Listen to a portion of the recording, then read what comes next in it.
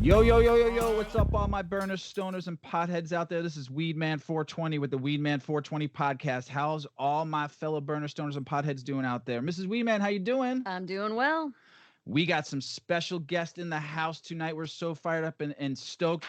But we got an oldie but a goodie in the house. Two oldie but goodies. We got T, our tech. It's his birthday today. Happy birthday, T. Thank you. Mrs. Weeman made him some strawberry cookies, and he's feeling fine right now. Well, they're not infused. They're good I thought enough. about that after. Well, the you fact. did infuse I'm them sorry. with a little limoncello, little limoncello, a little love.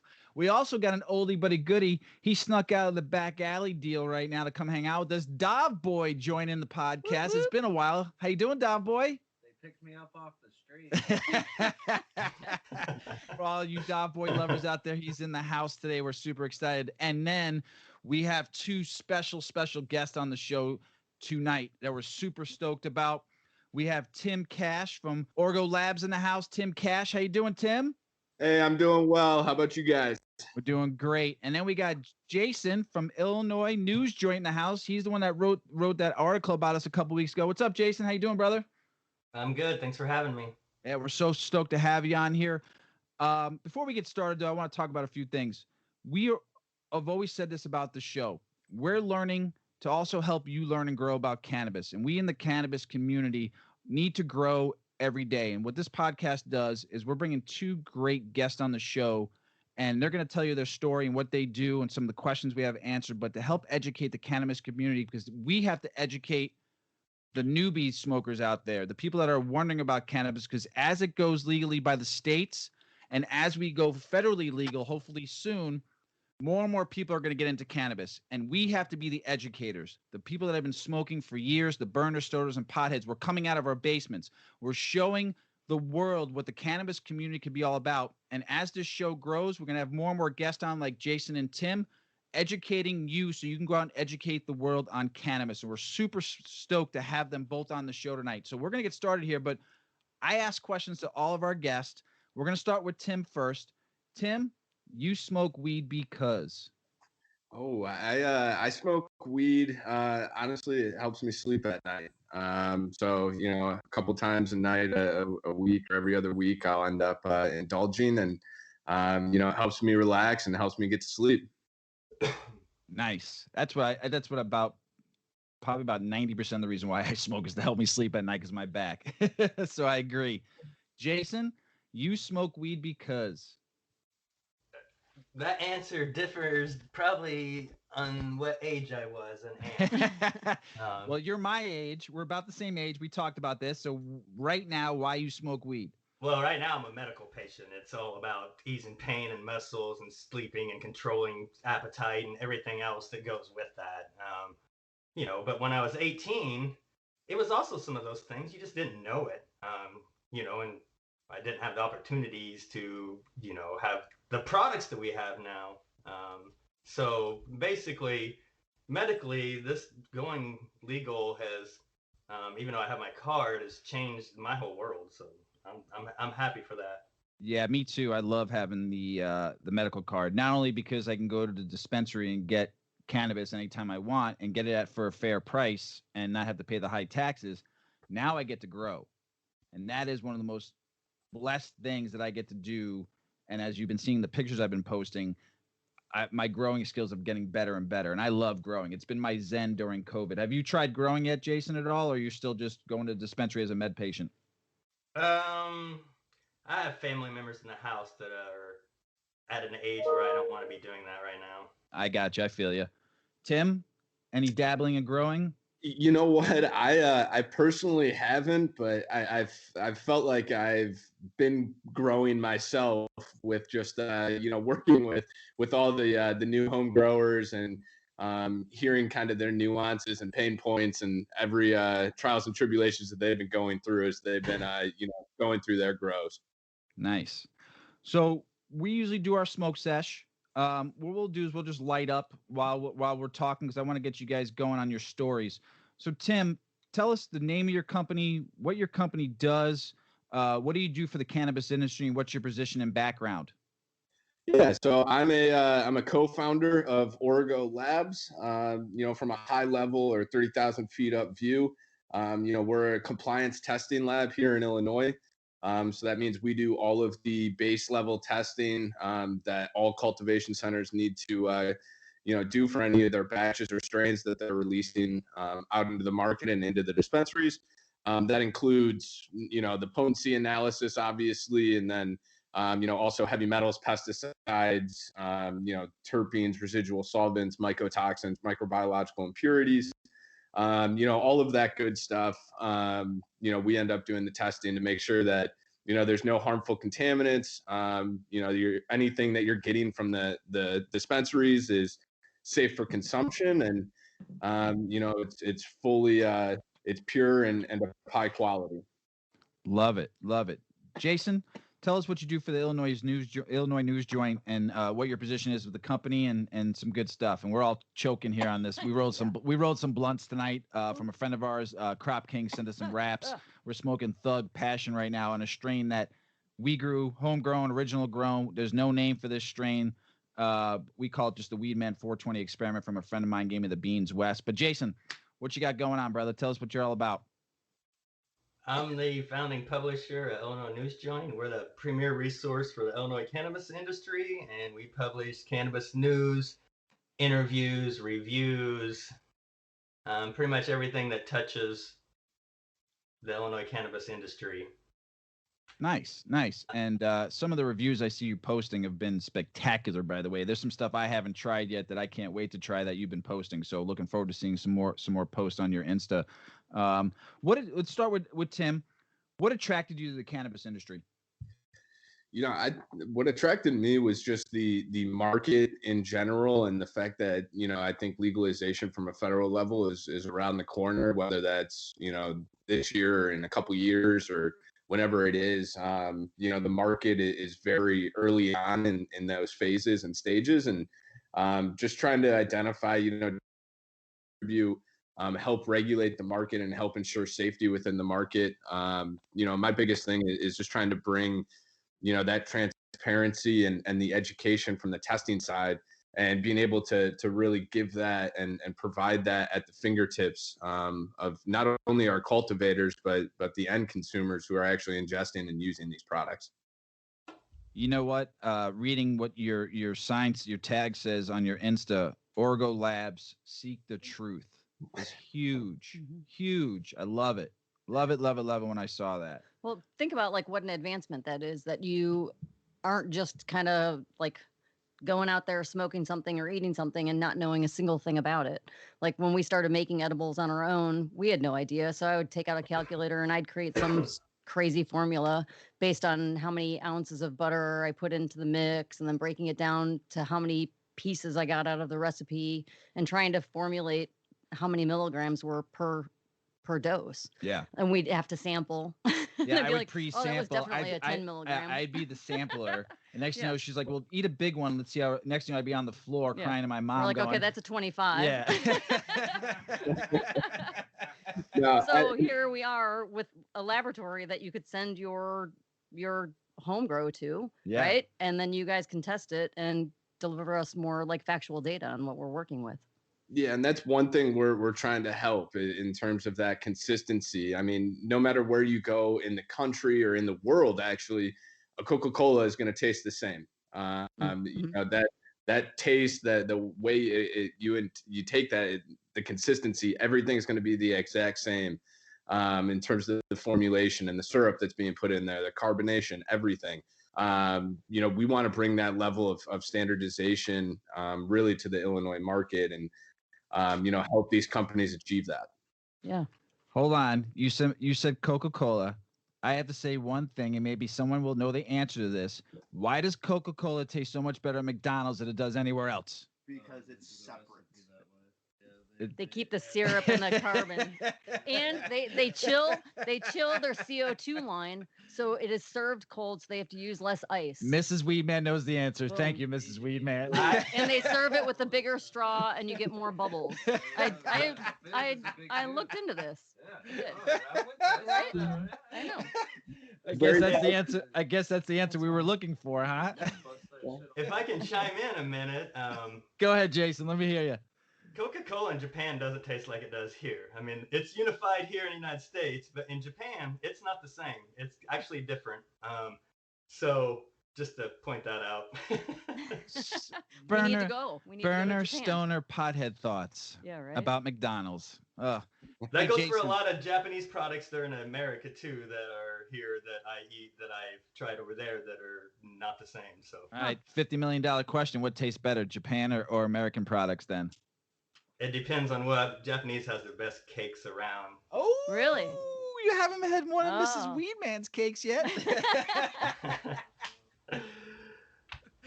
Oh, shit. So, Jason, what attracted you to the cannabis industry? I've basically been piecemealing work together for last 5 years to work from home, to be around basically family members that I mentioned. I do a lot of freelance writing, and as soon as they legalized, I just wanted to try to figure out how to get into it, what I'm doing. And so when I first started, I was just, like sending out solicitations to places that are, writing about it, or websites, and really nobody's paying freelance writers for real writing. They're just not doing it. You can do content crap and just plug up content to some places. It'll pay you $15 or whatever it is. That's not what I wanted to do. I want to do stories. I've been in journalism for 20 years or more, I guess. No, actually 20 years this year. Congrats. So not really.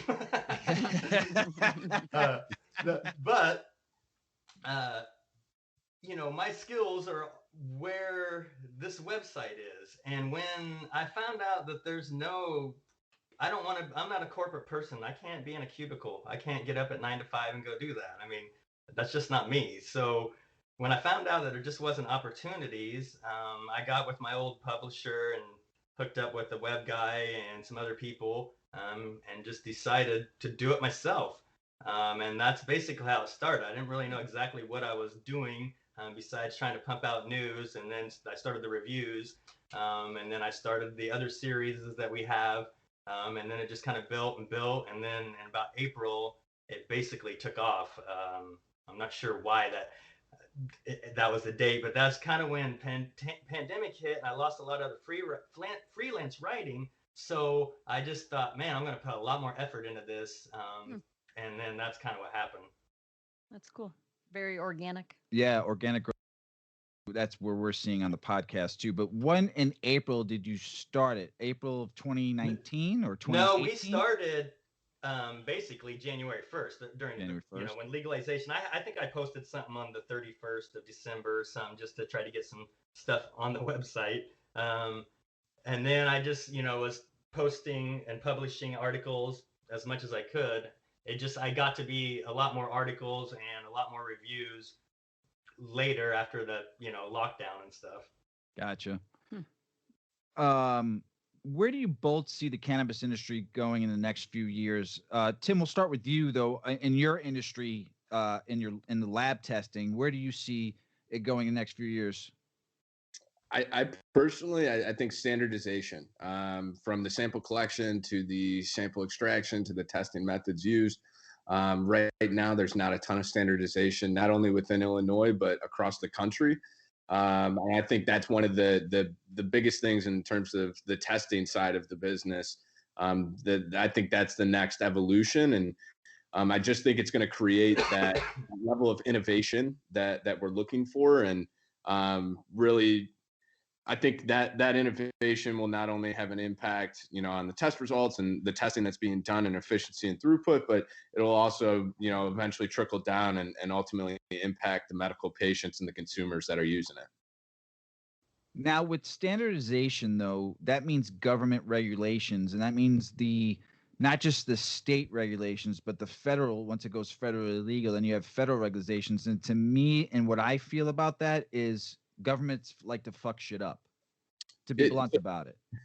So I would agree. I think right now there's not even a base level of infrastructure there. And that's where I think that the lack of consistent results that people are seeing in the market, or results that are obviously way off or not correct, I think that's where, you start adding in this, level of variability at each level of the testing process, from, how you're sample collecting, where you're sample collecting from, what instruments you're using to sample collect. And if everything's different for each lab or for each cultivator within each lab, you start in introducing this variability, and it compounds on itself. And, then you're not just talking about, oh, you got a range of variants. Well, it could come up from one numbers from one lab and completely different for another, because just the way they're getting to that is completely different.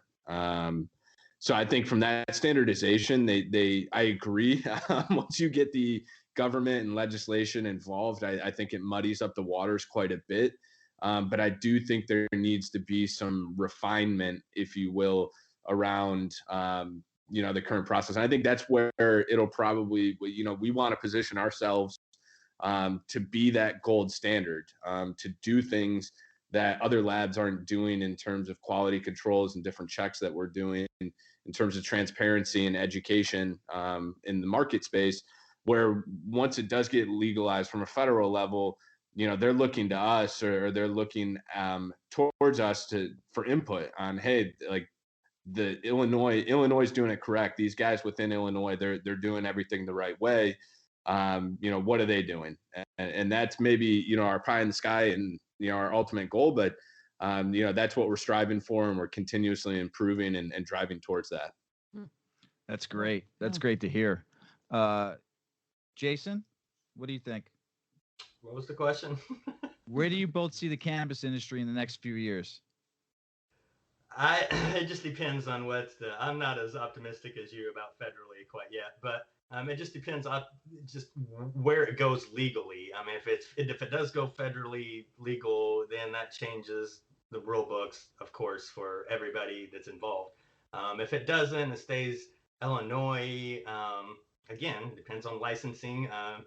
But like my lead in the story for Origo Labs story today is that the industry is moving on without Illinois, if Illinois likes it or not. So if you give these licensing out or you don't, the businesses are trying to do it. They're going to start. People are, like Tim and I, who are kind of obsessed about these things. These people are gonna do this stuff. They're gonna get involved in this somehow. So I just see it expanding in that. I mean, businesses are gonna pop up. More people are gonna have. I'm not talking about people growing. I'm talking about stuff that doesn't even touch the flower. I mean, we're not touching the flower. Well, I guess I am for reviews. But the point is that, we don't have anything to do with dispensaries or, like stuff like that. We're not part of that. So these other things will just grow and expand. And once they do get the licensing out, that would just make it go faster in a better way, hopefully. Now, it'll make the cultivators compete in a way that they're not right now. Now, let me ask you a question, because you both are in Illinois. And I've traveled a lot, but in Illinois, everywhere I go now, and I'm veering off topic a little bit, but everywhere I go, you mentioned dispensaries, but everywhere I go, I see a CBD store now, just about. And I'm not talking about CBD at the gas station, and I'm not talking about CBD at the liquor store. I'm talking about head shops that have CBD plants in them, with CBD joints in them, and CBD everything, buds, everything. And I'm not saying there's anything wrong with that. I actually support it. But when we talk about this, there's people getting in the industry regardless whether they're waiting for THC to come. They're jumping on the CBD bandwagon, and then they're ready to go. And then they're ready to go if they can get a license for THC. Do you guys agree? You guys see that more than I'm seeing it? Because I see it a lot. Yeah, I'm definitely seeing it on our side, and the CBD it's the wild west out there. I mean, just in terms of the regulations behind CBD, and just speaking from a testing side, they just need to test for potency. They're not required to test for heavy metals, pesticides, any of that harmful stuff that can really have negative impacts on somebody and negative effects on people. So I get asked all the time, because I'm on the testing side, oh, what brands would you recommend, or what products, or, hey, I'm looking for the CBD brand. Like, who would you recommend buying it from? Honestly, my answer answer like 95% of the time is I wouldn't trust anything CBD related on the market. If it's a vape, if it's smokable hemp, if it's flower, like I said, they're held to just Delta 9 standards, so that's not THCA in terms of CBD.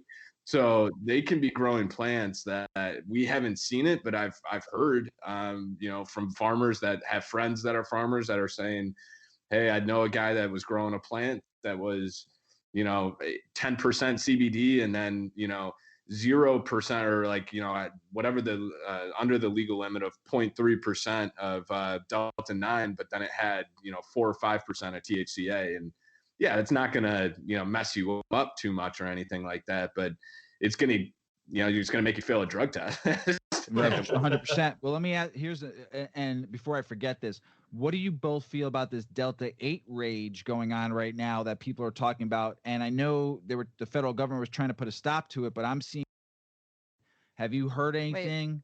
Delta 8. For those who don't know, what is Delta 8? What's what I'm asking Tim and Jason here. Delta 8 is another cannabinoid that's coming from CBD they're finding, and it's not on any list to sell or not to sell. It's a new cannabinoid that they found. And whoa. And it's getting people more of a body high, a harder body high than a head high, but there is a little bit of psychoactiveness in it that people aren't expecting on it. So what are you seeing in the market? And Jason, I don't know if you've done an article. I think I've seen some people post it and stuff, but I've been doing a lot of research on it because I wanted to find some people who knew more about it than I did. Tim, have you researched anything like that? Because this is big. I've been getting asked by Dov Boy and some other people if I'm willing to try it. I don't know, because I don't know much about it. Yeah, so Delta 8's kind of the new hot craze right now. It's that and CBG are kind of the two that we're seeing pop up more and more coming through our lab for testing. One thing that I do have to say about the Delta 8, it is that new cannabinoid that is coming out, and depending on the instrument, we're using a diode array detector, or a DAD. For liquid chromatography, we're using that to get a clean separation between the Delta 8 and Delta 9, because when they come out on our test reports, they're basically right on top of each other. But using this instrument, they're clearly separated apart. We can clearly quantify them and give an accurate test number for it. And for that, I know that's probably getting a little too sciencey and really into the. We like science. We like science. Do it. But at the end of the day, a lot of the Delta 8 product that you're seeing, it kind of goes back to the CBD side, because it's kind of being rolled up into CBD because it's legal to that side of things. But a lot of the Delta 8 that we're seeing right now, like that you're getting from the convenience stores or from the smoke shops or something like that, the vape shops, it's hot product. The labs, they're not doing the clean separation, and since those peaks are on top of each other, they're just saying, okay, it's all Delta 8, when in actuality, instead of it being 90% Delta 8, it's 70% Delta 8 and 20% Delta 9. So sorry to interrupt. So there's THC being sold on the market and people don't even know they're getting it because it says strictly Delta 8 on there. That's big. Correct. And again, it kind of circles back to just the testing aspects of it. I don't trust a lot of the CBD that's on the market. We tested just the CBD stuff from Whole Foods, the CBD creams and stuff like that, just to be like, hey, they're selling it. Let's just see, what that comes out as.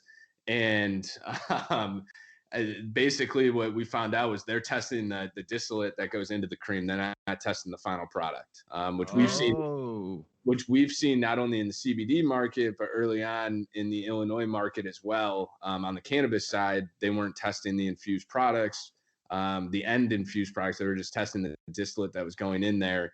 And that was a huge problem. Now that kind of is correcting itself, and they're auto-correcting that. But that was a huge problem early on when this got legalized back in, January and February. Jason, have you done any research on Delta 8, any articles, or talked to anybody in the industry about Delta 8 and CBD, like we talked about, and the regulations and stuff? Yes. Following Tim, he's throwing out all this scientific jargon, then it comes to me. It's like, I like weed. I reviewed a Delta 8 pen for one of the brands.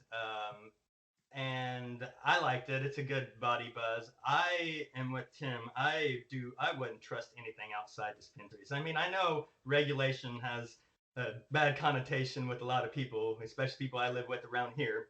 But when you're giving me options from regulations from my weed plug, or a corporation or a government, I'm going to take the government out of those three. I'll take that. So what I always say about the new crazes and all of it is that stop separating it and stop pulling it out individually. You're just killing it and it doesn't work as well. I'm big on the entourage effect. I want them to start growing it back in instead of chasing the THC. Start growing that CBD, start growing the CBN, start growing the Delta back into these specific strands. It's a whole new strand branch we could be having that we're not having. And I keep saying in my reviews that my sweet spot is a 2-to-1. I want about 20-25% THC and about 10 to 12% and whatever else they can put in, the CBN or whatever that stuff is. I want it all in one.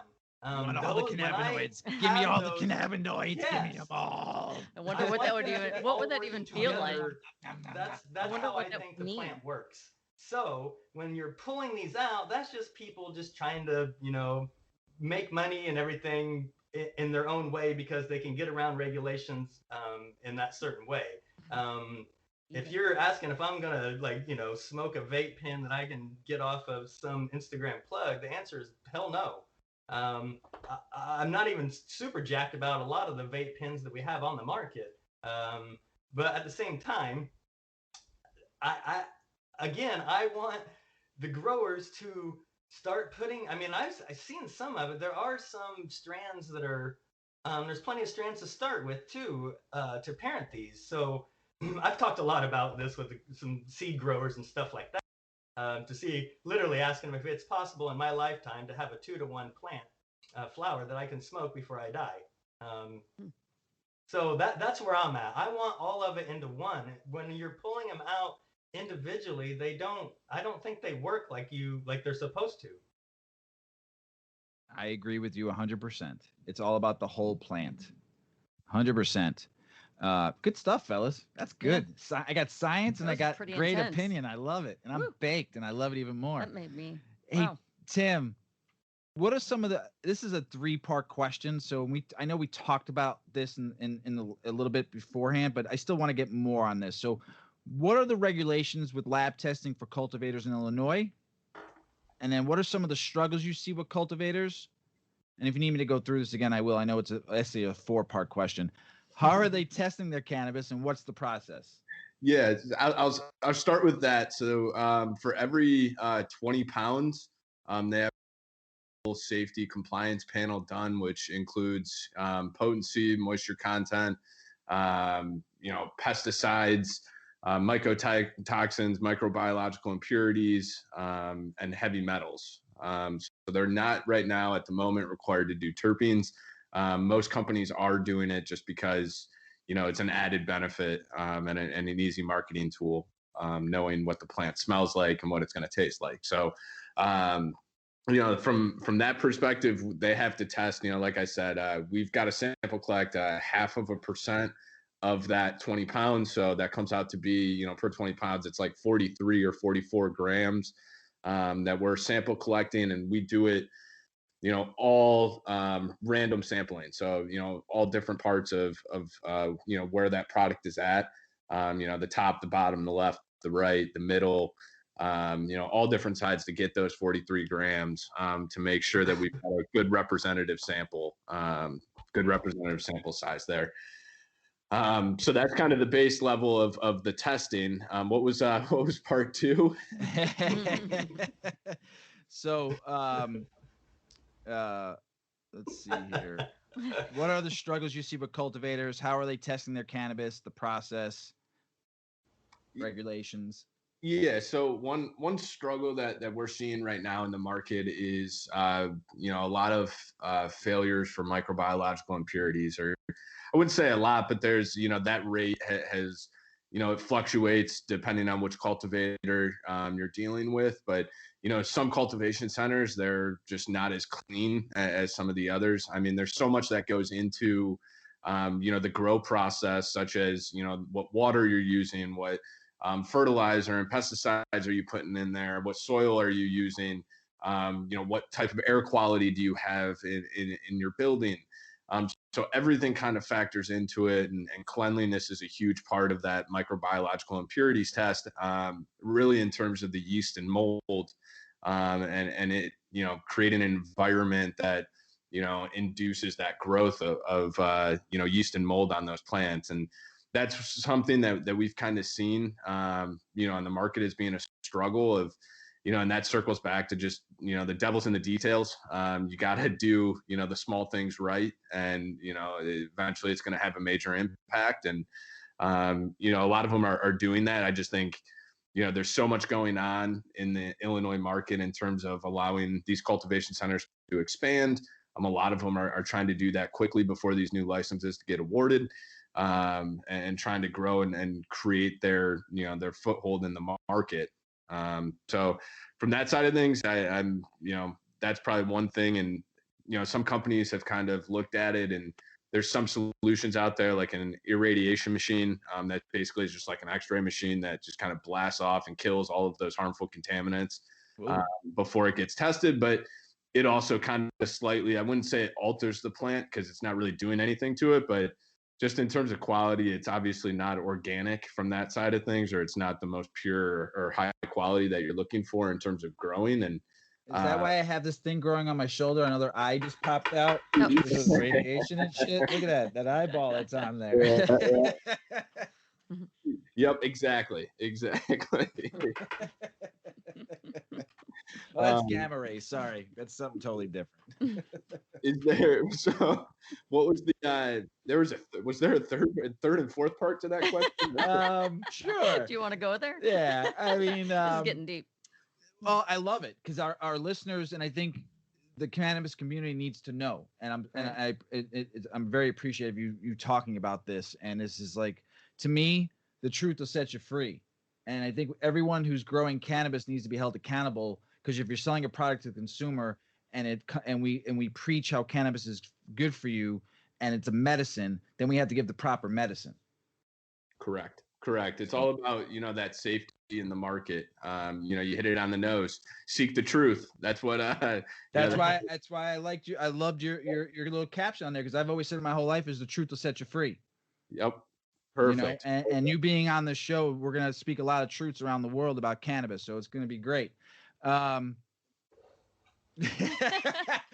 Boy just said that's some X-Files shit right there. He hasn't got a mic in front of him, so thanks, Dom Boy. No, I just think it's really interesting, the Illinois cultivators. What are you seeing? And this is just veering off to the question. What are you seeing? Have you got any fist fights when any cultivators about their weed? You're saying it's shit, and they're saying no, it's great. And you're saying no, it's shit. You shouldn't be selling this. And like, fuck you, let's fight. Have you gotten into a couple of bloody messes here and there?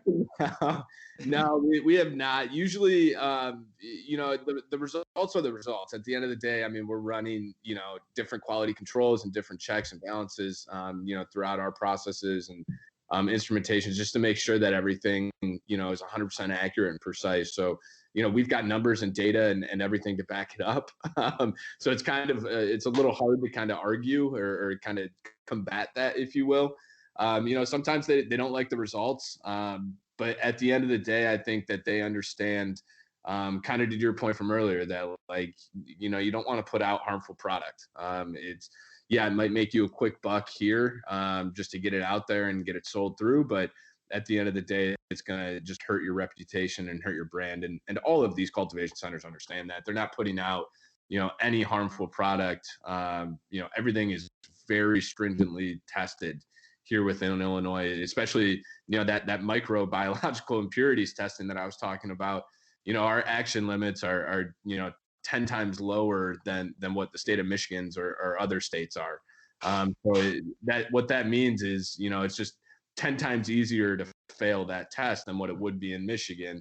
So what Michigan, the state right next to us, is deeming acceptable in terms of a limit, for these, yeast and mold to be, on these plants, and being able to consume it safely, it varies from state to state. And Illinois is caught up in, this section right now where it's really low, and it's causing some issues within the market. But at the end of the day, it's forcing the cultivator's hand to produce and manufacture and grow these plants safer, pure, and of higher quality. Love it. We want the quality. We don't need the quantity, but the medicine that we're taking in, we want quality medicine. And I love it. I love what you guys are doing. This is awesome. Jason, I didn't forget about you. Just know that. I didn't forget about you. You're next, brother. I just wanted this is big stuff. And I think for you writing the article today and sending it out today was big. And having Tim, and I want to thank you for introducing us, all three of us together. This is great. Jason, this one's for you, brother. Who have you been interviewing for your news blogs, and what's your favorite interview to date? I don't know about picking out a favorite specific interview, but the interviews I like the most are obsessive people. I like obsessive people, and I'm trying to find obsessive people in the cannabis industry, and those are the stories I like the most. The people who are doing it for passionate reasons, for the That's right what reasons. I wanted to hear. Passion, baby. Give me that fucking passion.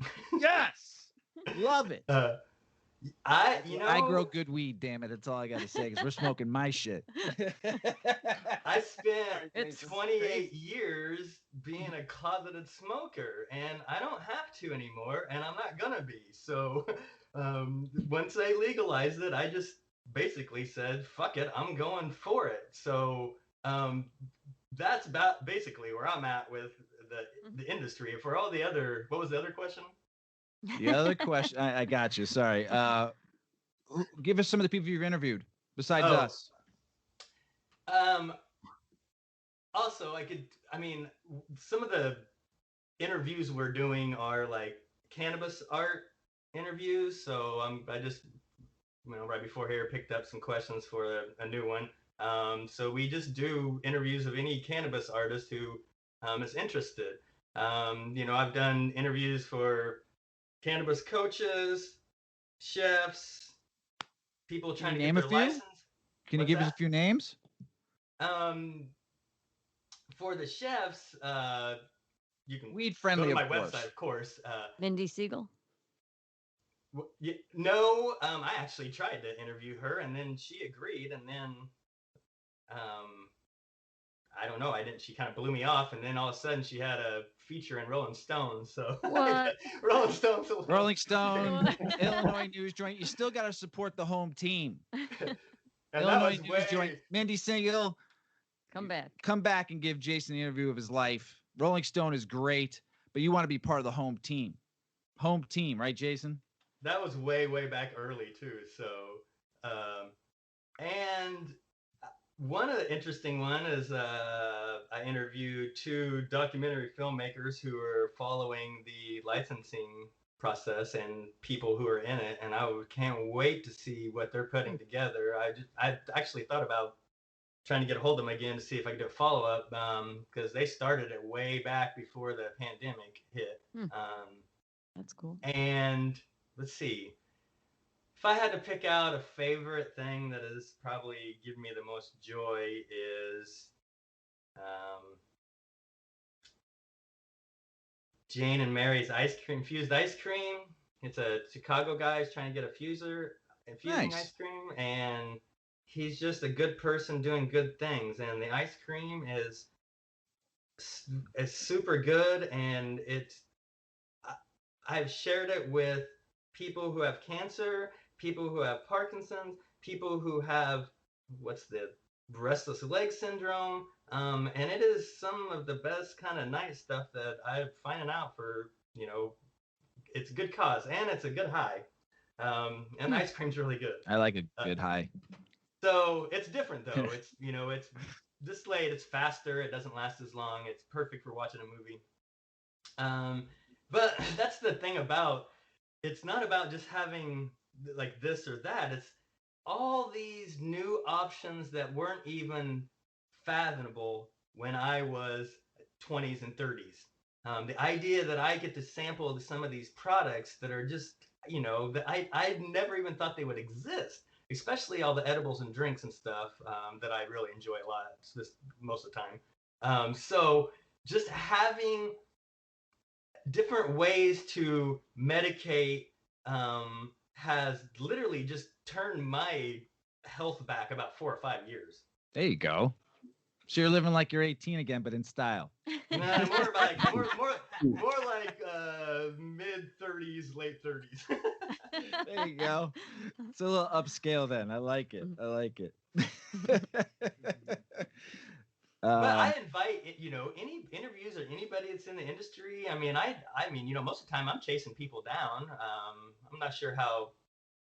Tim, did I contact you? I'm not sure. So you did actually, and yeah, it worked out, right? Yeah, it worked out great because you reached out to me too, Jason. So and you connected all three of us together. So you're a connector, got a little heart, and you want to speak the truth. I love it. I love it. Basically, for the website, I just planned on doing the website for a year, which has been to see where I'm at, and I'm happy where we're at. I'm really getting ready to try to transition over into maybe taking this part time or half my salary, getting rid of other freelancing things, and then to full salary. There you go. Cool. Yeah, that's what it's all about. You've been smoking cannabis for a long time, so you might as well get in the full game because you've been supporting it forever. So yeah, all those night dreams of me getting busted with weed, I don't have those anymore.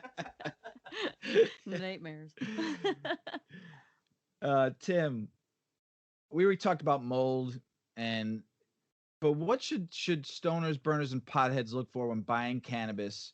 But in Illinois, you can't see it till you take it home. You can't take it out of the package. Unlike Michigan, where you can go to a dispensary and they have it in jars and they pull the jar out and give it to you on a little what are those not tweezers but chopsticks, and they put it on the little plate and you can see your budget, your nug you want to buy, and you can actually pick them out.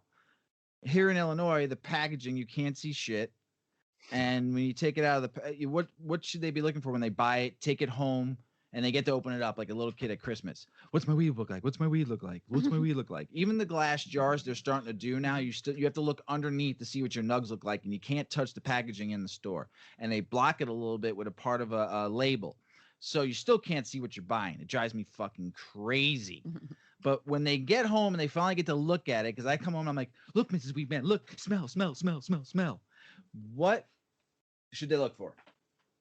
I mean, every cultivator differs in terms of their packaging that they put on. Some do they list a couple of the terpene profile, a little bit of obviously of the potency levels as well. We're trying to bring and trying to we have this solution already, but offer QR codes to the packaging. So a consumer that is looking to buy it can scan that QR code, takes up minimal space on the packaging, but they can scan that QR code and it takes them directly to the test results. So they can get that full terpene profile directly at their fingertips. They can look at that potency levels of their favorite strain and see, okay, this is exactly, what I like. This was a perfect strain for me. This gave me the medicine that I needed and had the effects that I needed to help me out. And that's what we're really trying to drive forward in terms of that transparency and education, in terms of how to understand that COA, that certificate of analysis. We just put up a really, really cool page on our website, Understanding COA. That's super user intuitive, very interactive. And it provides a ton of information in terms of how to read that COA, that certificate of analysis, read your test results, why they're bad, why they're good, what they mean, and really try to drive that point home with the end consumers. But in terms of what they're physically looking for, I think COVID probably has a little bit of a impact on that. They weren't really doing that before, though, in terms of having jars out and stuff like that before COVID, and allowing people just to see their strains or their weed that they're purchasing.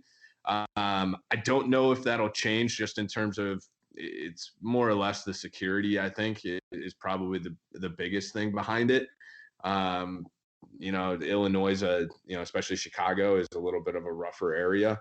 And just making sure that, everything's, secure and whatnot. But I hope they get to that point. But in the meantime, we're trying to, get that information over to the consumers, through that QR code technology.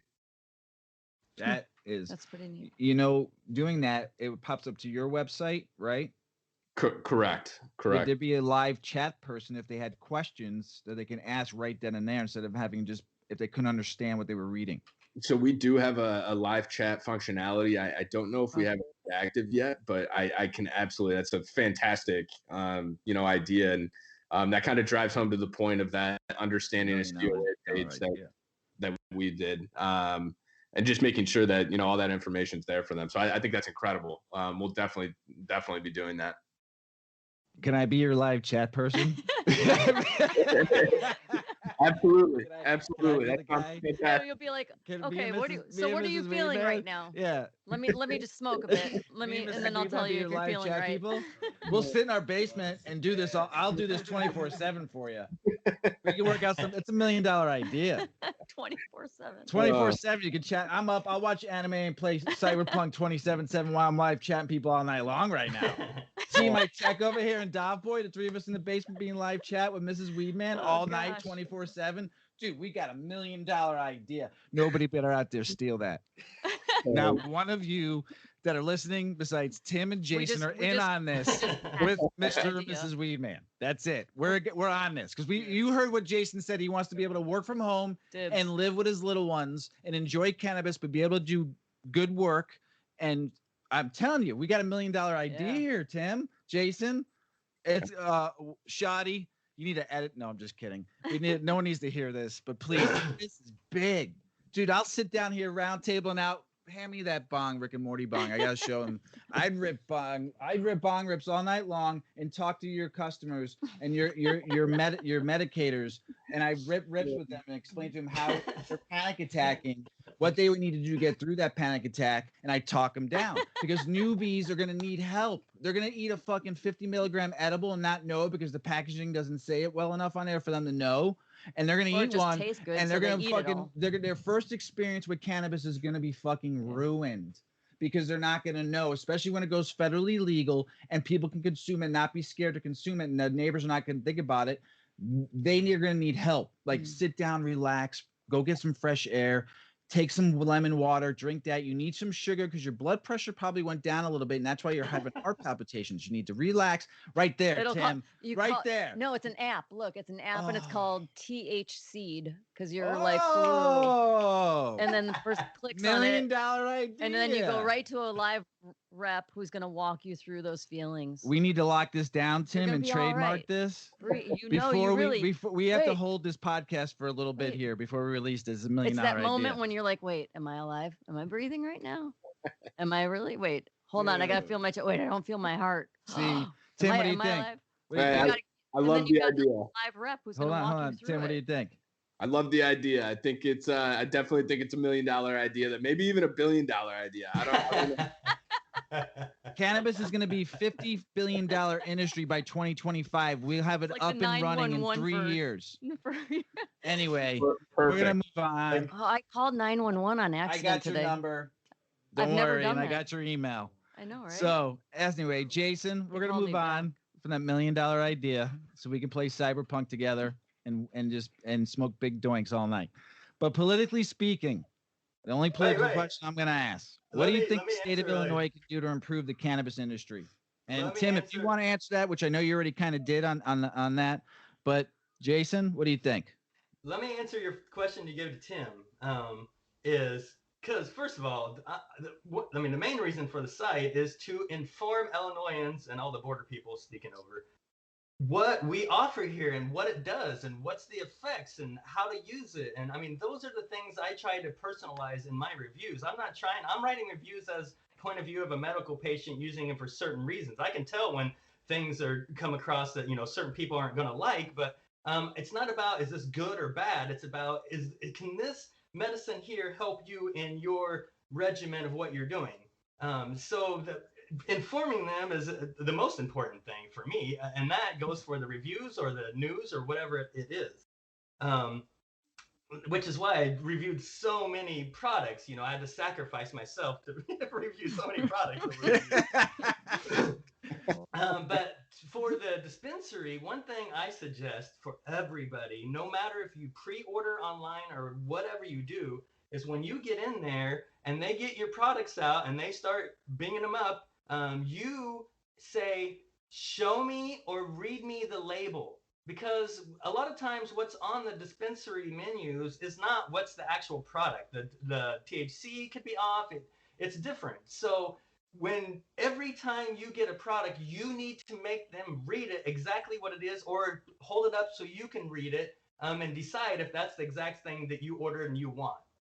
That's the first thing. Second thing is a lot of, although revolution's switching, but a lot of containers, you can see the buds in it, but it's not really crisp. I mean, it's not like open container like when I was in Portland and the first time ever before they legalized it here, and I got a $6 eighth, and then went back to my hotel room and just cursed Illinois out for about an hour.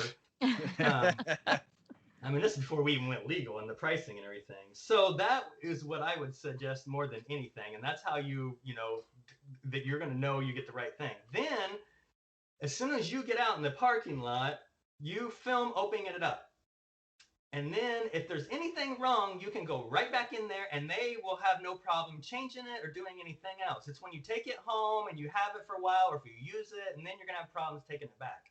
So that's what I would recommend for anybody, medical or anybody, picking up any product you have. Then I actually, for my reviews, I make the cultivators give me the lab test results. Because if you ask for them, they'll give them to you. So you have to tell them which batch and where it's at and where it's from. So whenever I get ready to review something, I get a hold of somebody and say, can I get the test results for these? And then I look up to see what the terpenes are. Basically, what I do is I review it, and then I guess what I think the terpenes and everything is in it. And then I get the lab results and see how well I do. That's pretty good. I like that. So now back to the original. What was the second question that I completely blew off? Oh, I'm glad you did. It's fine. We'll move on. What do you guys already talked about packaging. I love it. And last thing here, and this kind of be for the both of you, but in testing, the testing your company does, what pesticides, toxins, metals, which you kind of mentioned you're looking for and finding, but what is like actually you're finding? Like what should you be looking for if you do this app and you have the QR code in there and that list comes up, will metals be listed and pesticides be listed, what you found in there? Yeah. So there's a limit that you could probably go through a little bit with pesticides in states, because they do that with farming, that there is a little bit of pesticides in your food still. That are allowed, the legal limit. So would it say it that cultivator and that had that in there? Yeah, so for heavy metals, you don't want to see any heavy metals in anything. That would be that's pretty harmful if ingested or consumed. I mean, from microbiological impurities. I mean, we're doing salmonella, yeast and mold, like I mentioned earlier. From mycotoxins, it's aflatoxin and ochratoxin. With heavy metals, it's lead, arsenic, mercury. There's pesticides. There's a ton of the pesticides. I forget what numbers we're up to at this point, but it's a bunch of pesticides that we're looking at, residual solvents as well. Just making sure that you can understand and read and know what you're looking for in terms of those test results. I think that's going to be, Jason touched on it earlier. It's about informing the consumer and getting them to understand. I mean, you can look at a back of a packaging but not comprehend a single thing. It could be basically you reading Spanish.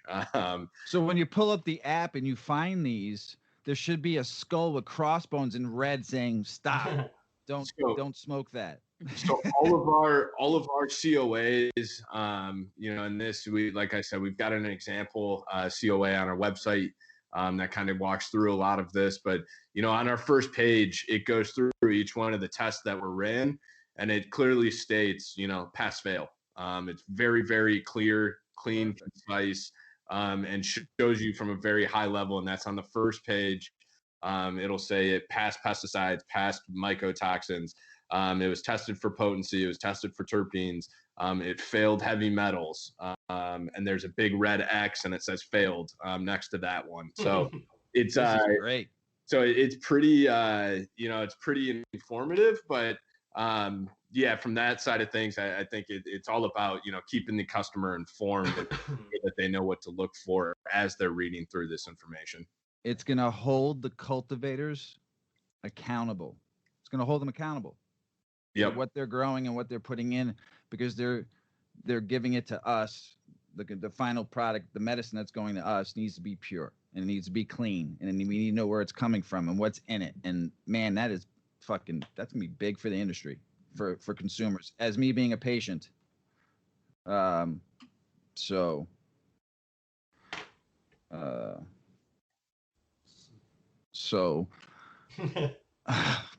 that's just big stuff. What are the like commonalities in testing results you're seeing with cultivators? There's not much outdoor in Illinois. There's no outdoor. There's only hemp that could be grown outdoor.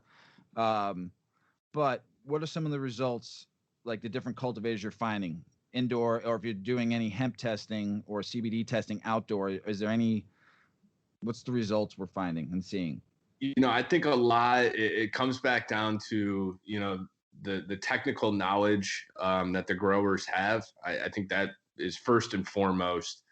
Having that type of experience in growing makes a world of difference as you're going through that grow process, mainly because, like I was talking about before, there's so many factors that go into that grow process, such as just the air quality, the water supply, what type of nutrients you're putting in the plant, that type of thing, that it gives you this wide range in potency levels and what the plant is producing. But I think it starts with the knowledge, and then that second piece of it would probably have to be the genetics aspect of it, making sure that you really get good genetics. I mean, we've heard, more on the CBD and hemp side, customers of ours would say, hey, we've, bought some seeds from X, Y, or Z, and they said it was going to be a CBG strain, and the test results came back and it's CBD. And they had a buyer lined up for CBG, but since this is CBD, they lost their sale, they lost their all that stuff. So making sure you've got the right strains, the right genetics behind it, and making sure that you've got the right people growing it that have the experience growing it, that aren't going to make those little mistakes that compound on top of each other, that will ultimately give you a lower yield or lower potency results, or not the right results you want to see. Damn, that's good shit. I know why?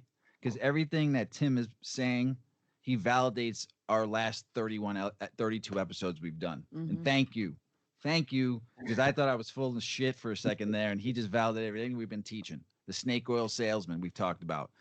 We broke the vape thing back before it even hit the news, when we were getting fake cartridges, and we knew they were coming from China, and we broke what was in that. And now they're finding out it's the nickel and the metal that's coming from those. What are you finding in cartridges now? Like, we've talked about this, and I always update our family and friends and the potheads and burners and stoners out there every time I read something about vape. But we broke that story before anybody else did, and just, everything you're saying now is validating that we've talked about in our prior episodes. I want to thank you. But what are you seeing in cartridges? Because that's the big rave right now. Me, I'm a flower power guy. I like flower. Give me some edibles. I know where they're coming from. Yeah. So for the vapes, that whole vaping crisis, the whole heavy metals in there, like the nickel and the lead and the arsenic and stuff like that was in there, as well as I think some vitamin E acetate was sprinkled in some of those findings as well. I think a lot of that was around just that lack of knowledge piece. A lot of these people are on the black market, and that's where, we're trying to help out the home growers side. I've heard it from home growers on their end that, they're growing with Miracle Grow. And I'm like, what are you talking about? That's not safe. Like, no, you cannot use that. And it's like base level knowledge that these people just are like, what do you mean I can't use that? I'm growing my flowers out there, and like the plant looks totally fine right now. Blah, blah, blah. And I'm like, no, you cannot ingest that. It's very harmful if you do. And I think the same thing was happening with the vape cartridges in terms of, the heavy metals, the vitamin E acetate that were found in those. People just didn't know. I mean, you could take vitamin E in pill form every day and you're going to be totally fine. But the second you light it up past a certain temperature, I forget what the temperature is, but I think it's like 350 or something degrees, or you basically light it on fire or vaporize it. It's lethal if you consume a certain amount. So, I think it was just that knowledge piece. And now that I think it came to light very quickly, it was a huge deal. Like obviously you guys were on top of it very early on.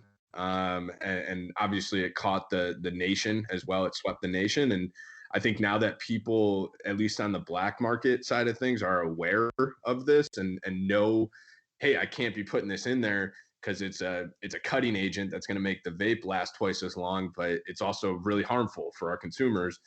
That's going to kill our brand equity that we have with the consumers in the long run. So I think for them, it's more or less that knowledge piece. And it's constantly evolving. I mean, this industry, it's so in the adolescent stages that I think there's a lot of room for innovation. There's a lot of room for research and growth. And I think that's where the industry is driving towards. That's big. Mm-hmm. Love it. Love it. Oh my goodness. That's so good. I mean, Jason, you got anything about that? Vapes and stuff like that? Did you I know you know it and heard it. What do you feel about that? And what should people know and listen to and look for? Jason? I think Jason fell asleep. Sorry, I had my cough button on. Oh, all I really right. had I thought he took a nap. We thought you took a nap. To add to that, then he just said, other than I won't do any vape that's not from one of the dispensaries or something from around here, and it's on the list of how to ingest it. It's pretty much on my last bottom part, I guess. Yeah. I use them again. It's about how do I incorporate them into my regimen, and how I do it is they're so discreet. And I'm not saying that you can be in the East Hamptons at a huge, nice restaurant and hit a couple hits in the hallway without anybody knowing, but you can do that. I mean, these things are so easily to hide, and they're good for traveling. They're good for being discreet. That's basically what I use them for. True. Yeah, I think that's what we all like them for because they are discreet. You can get them in those little, light things, it's boxes. like the size of a lighter. I mean, it's tiny. People like it. I think because it doesn't really have that smell that you could smell. Yeah, I understand why they're popular. I mean, I've used them and I still do here and there. I don't use them that much, but out going to a show, concert, I've lighted up a lot of big doinks at concerts too, but they are convenient and I know why people like them. So just, get it from a source. We've said this 100 times on the show. Get it from a dispensary, know where it's coming from. Will that be able to find on your website also too? Like if they pull up the QR code on distillates or live resin cartridges or anything like that, edibles, all that kind of stuff, or is it just going to be flower?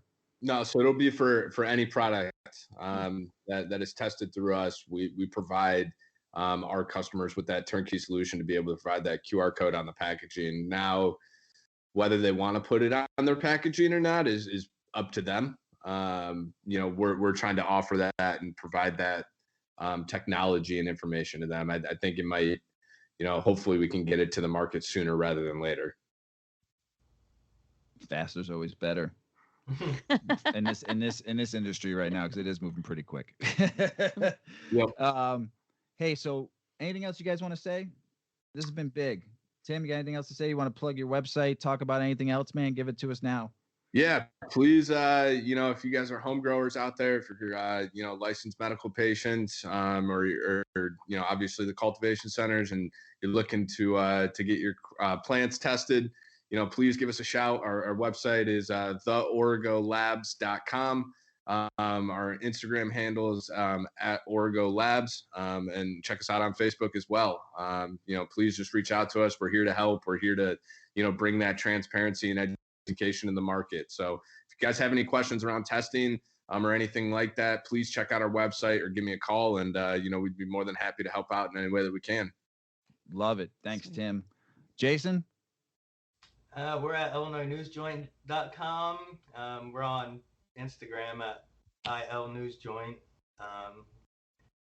And we are hopefully going to be around. We don't want to stop doing this. We like doing this, and we think it's informative. And the feedback we've gotten from just the people around here has been reaffirming in a way that I didn't expect. There's always haters out there, is always going to comment on stuff, but overall, the cannabis community is a pretty supportive community. I think it's, a whole community that's been hiding for, their whole lifetime is out, and helping each other now. And I like that aspect of it. There's a lot of, back to the complaints, I'm interested to see if you have, I've gotten slammed a little for having the 30+ series for reviews because people accuse me of being part of the people who chasing the THC, when actually I'm the complete opposite. I want, as I said before, to bring everything in, which that series was basically a tongue-in-cheek thing when I started it. But when I was doing all these series, and oh gosh, watch out. Sorry about that. My dog's in the way. All right, I just completely forgot what I was saying. That's a good way to end it.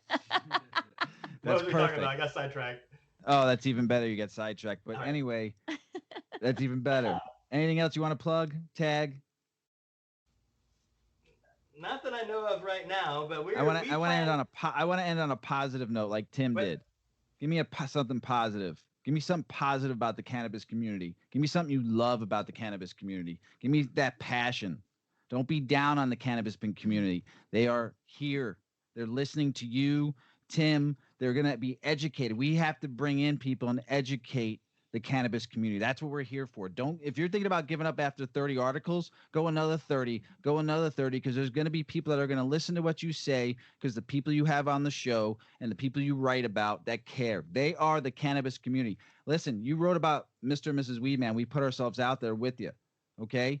We are here as a community. That's why we're talking on this show. That's why my wife and I do this show together. I started off with my son, Paulie, Dovboy, Tyler, Shoddy, all of us in this basement planning this whole thing out for months before we even started, because we cared. When I got my med card, I felt a part of something more than ever than background when I was dealing thousands of pounds and shit like that and growing my own in Florida. That was part of something different. This is the cannabis community now. We have a chance to make something great, and you're writing great articles, and Tim's going to educate people. That's what we need for the new people that are coming in that have been hiding in their basements for years. I'm still in my fucking basement. I'm a 48-year-old grown man. Okay? But I'm here educating my kids on cannabis. Okay? They've been on the show. My daughter talked her times with cannabis and how she should talk, how as adults we should talk to them about cannabis. My son, Paulie, the line I honor him with at the end of every show, smoke smart. He gave me that line. Dovboy, TR Tech, they do it. We do it because we love cannabis, and I bred it in them since they were fucking 16 years old. They didn't have a fucking choice when they came to my house. They knew when we're educated. They're older now. I didn't know that. Yeah, you did, because you made cushy rolls for them, and we would give it to them. I'm 16 years old. 17, 18, it didn't matter. They were getting educated. Like 22? Yeah. That was college age right there. So they were educated about cannabis, and that's what you need to do. Nuts. And that's what Tim's going to do. It's not just going to be Illinois, because once it goes federally legal, we're going to see what happens. Are we going to be able to cross state lines? Are we going to be able to get it from other countries and importing it? I don't think we should. Not in the beginning. And it needs to be established, and we need to be taught. They taught it in the 1800s. They taught it 12,000 into fucking racism in 1937 by the Marijuana Tax Act. And you're going to tell me do we need to fight every day? And I'm going to end on this. Keep on fighting. Don't stop and don't quit. Okay? We love you all, my stoners, burners, and potheads. This was a gift to you guys to learn, and gals out there to learn on this. And I want to thank you, Tim. I want to thank you, Jason, for being on the show. Preach it. Weedman 420 Chronicles Dang, loves you all. right? You know our tags. Mrs. Weedman, you got anything else to say? I'm just saying, preach it.